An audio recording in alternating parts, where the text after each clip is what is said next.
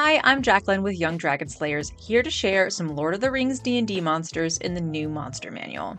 You may be familiar with some monsters, but did you know that many of them were actually inspired by the Lord of the Rings? Here are a few classic monsters from the Lord of the Rings trilogy, their Dungeons & Dragons counterparts, and how the new D&D monsters shape up. From Balrogs to Ringwraiths, we've rounded up the best Lord of the Rings D&D monsters the manual has to offer. But first, did Lord of the Rings inspire Dungeons & Dragons? Well, the very first version of Dungeons & Dragons was created by Gary Gygax and Dave Arneson. While Gary Gygax didn't much care for Tolkien's creations, Dave Arneson was a huge fan and used them as inspiration for the world, the monsters, and the tone of D&D. In fact, so much of Tolkien's world ended up in D&D that J.R.R. Tolkien's estate actually sued TSR, the company that made D&D. TSR made a few changes, no more hobbits, but a lot of the Tolkien-inspired elements like spectral wraiths, serene elves, giant spiders, and rugged dwarves remain to this day. Which brings us to the newest D&D Monster Manual. In recent editions of Dungeons & Dragons, the Monster Manual is a book that contains stat blocks for the monsters that players might face in the game. They're collected together so that a Dungeon Master has a book available for easy reference and to come up with ideas for combat encounters. Currently, the latest edition of D&D is the 5th edition. Now, 5th edition has an original version, called the 2014 version, and a newer version, called the 2024 version, even though the Monster Manual technically came out in 2025. The new version is a little confusing, but we've boiled it down for you in a link below.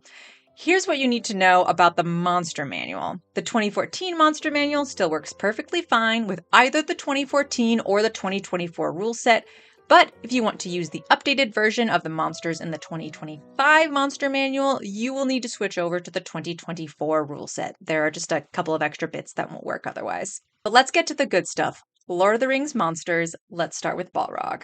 In the world of Middle-earth, Balrogs come from Maiar, powerful angelic beings like Gandalf or Saruman. But these Maiar allied with the evil Morgoth and were corrupted by his evil, transforming into powerful demonic beasts called Balrog.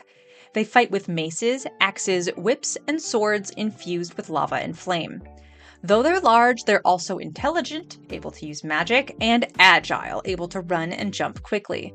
Fans of The Lord of the Rings will likely recognize the Balrog Durin's Bane from Return of the King. He wielded a fiery whip and a sword of magma and went toe-to-toe with Gandalf, who narrowly avoided a TPK in one of the most epic scenes in movie history. The first creators of Dungeons & Dragons were heavily inspired by Tolkien's Balrogs and included them in early editions of the game. But since Tolkien invented them, D&D got a legal slap on the wrist and promptly changed the creature's name to Balor. In the 2024 Monster Manual, the inspiration is still clear. Balor are demonic, speaking abyssal, powerful, with a whopping challenge rating of 19 and infused with fire. Anybody standing close to a Balor will take fire damage. Much like the iconic Durin's Bane, D&D's Balors wield a flaming whip that can both deal damage and pull their enemies towards them. Unlike the Balrog's flaming sword, a Balor's sword is made from lightning. The Balor also explodes into a fiery inferno when it dies, and, unless it's already in the abyss, it respawns with full hit points. Another enemy fans will recognize from the Lord of the Rings movies and books are the Ringwraiths, also known as Nazgul in the original Black Speech. The Ringwraiths were once 9 mortals who received the original Rings of Power. They've since become corrupted spirits, riding upon black horses as they search for the one ring to bring to Sauron. The Ringwraiths wield longswords, daggers, and, in their leader's case, a mace, but these are not their most powerful weapons. That would be their innate aura of fear and their voices that strike terror in all who hear it, often freezing the hearers in place, including some of Gondor's most powerful warriors. However, they're not completely invincible. As creatures of the night, they are weak to both sunlight and fire. Dungeons & Dragons Monster Manual has plenty of undead to choose from, but the closest to the Nazgul would have to be the Wraith. These are ghostly beings who transformed from especially evil souls. Like the Ringwraith, D&D's Wraiths are sensitive to sunlight, but they actually have resistance to fire damage, as well as acid, cold, necrotic, and poison. They can also drain the lives of their enemies, like the Ringwraiths try to do to Frodo, and some wield weapons like battle axes or longbows. Though wraiths don't have the fear-inducing voices of the Nazgul, that's left to the banshees, they can bring back the souls of the recently dead as specters under their control. Finally, we have the Ents, one of the important players in the iconic Battle of Helm's Deep from the Two Towers.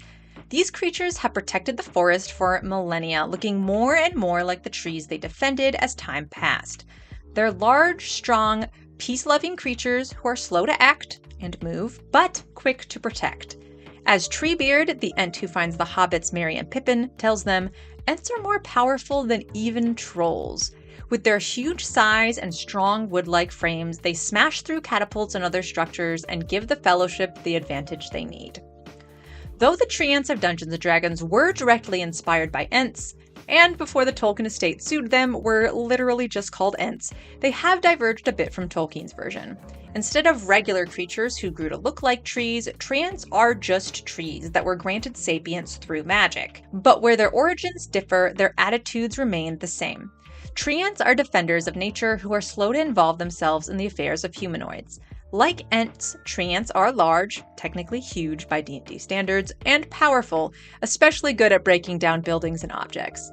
But because they were formed through the magic of the forest, they can also wield that magic to their own ends, summoning a hail of bark and even transforming a regular tree into another tree Ent. This is just the tip of the iceberg for Lord of the Rings inspiration in Dungeons & Dragons. In the game, you could fight a giant spider like Shelob, battle warg-riding goblins, or even play as a hobbit, by which, of course, we mean a legally distinct halfling.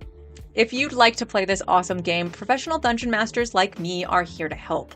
We craft stories and adventures based on your interests. Whether it's Lord of the Rings or Undertale or both, we can make it happen. I actually helped one of my players to build Gandalf as an Aasimar wizard. And if you'd rather read through the new Dungeons & Dragons Monster Manual yourself and create an adventure as a dungeon master, you might want to check out our Dragon Leaders course.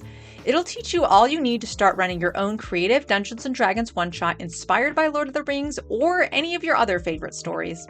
Thanks for watching and enjoy the chaos!